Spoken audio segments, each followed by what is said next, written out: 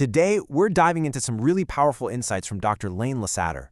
We're going to talk about a topic that honestly affects so many of us, those invisible wounds from childhood that can shape and sometimes really hold back our adult lives. So let's get right into it. So let me just start with a question. Have you ever felt stuck? Like you're caught repeating the same behaviors or emotional cycles, no matter how hard you try to break free? It's such a common feeling. And believe me, it often has roots that go way deeper than we think. And a lot of the time, those deep roots, they lead right back to wounds you can't even see. We're not talking about physical scars here, but those deep, deep emotional imprints that our upbringing left on us. This really gets to the heart of it. Think about it. As kids, especially in troubled or unstable homes, we learn how to cope. We build up these defenses to feel safe. We develop these desperate survival strategies. The problem is, we carry those exact same strategies into adulthood, where, they often don't help us anymore. In fact, they can start causing real harm. So, how do these old strategies actually show up in our lives today? Well, it can look like a lot of different things. Maybe it's a persistent feeling of low self-respect, or chronic anxiety and depression that just won't lift. It could be why you struggle to build and keep healthy relationships. These aren't character flaws, you guys. They are often the adult echoes of childhood survival tactics.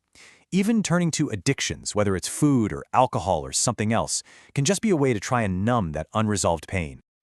Okay, so if we're going to start healing, we first need to put a name to what we're actually dealing with. And a lot of the time, what we're talking about is family trauma. The American Psychological Association gives us a really clear definition here. Let's look at the key words: fear, helplessness, and long-lasting negative effect. See, trauma isn't just one specific type of event. It's really any experience that just overwhelms our ability to cope and leaves a lasting mark on how we see and operate in the world. And these experiences, they can take so many forms. Yeah, some are really obvious, like witnessing violence or experiencing abuse. But others can be a lot more subtle, yet just as damaging. Things like being criticized constantly, feeling abandoned, or even seeing a parent clearly favor another sibling. And what's really important to get is that the impact is so personal. What might devastate one person might not affect their sibling in the exact same way. So how do we connect the dots here? The real breakthrough, the real aha moment, comes when we finally see the direct line between our childhood strategies and our adult problems. So check this out. This is the crucial point. The very thing that helped you survive as a child becomes the source of your struggle as an adult.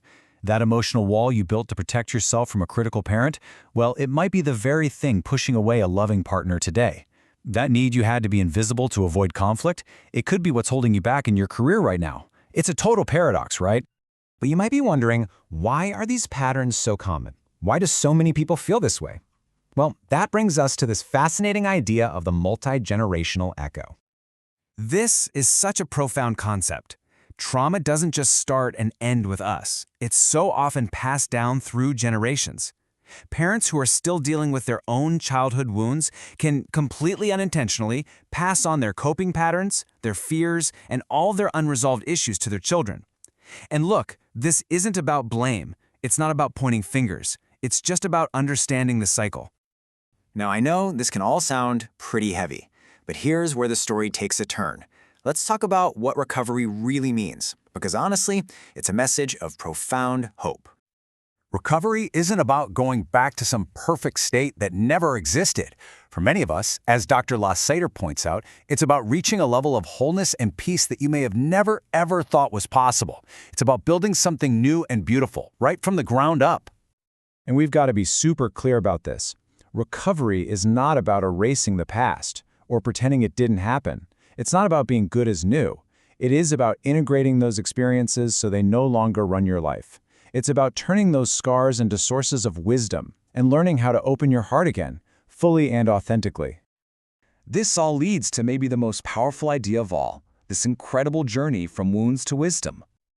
This right here is the ultimate promise of doing this kind of work. The very parts of you that feel broken or damaged can actually become your greatest sources of strength, of empathy, of resilience. Your most painful experiences can become the very foundation for a richer, more meaningful life. So let's end with this incredible quote from Gene Huston. Your wounding, the breaching of your soul, is an invitation to your renaissance. Wow, that just reframes the entire journey, doesn't it? It asks us to consider, what if the deepest pain you've ever felt isn't an endpoint, but an invitation? An invitation to be reborn into a stronger, wiser version of yourself.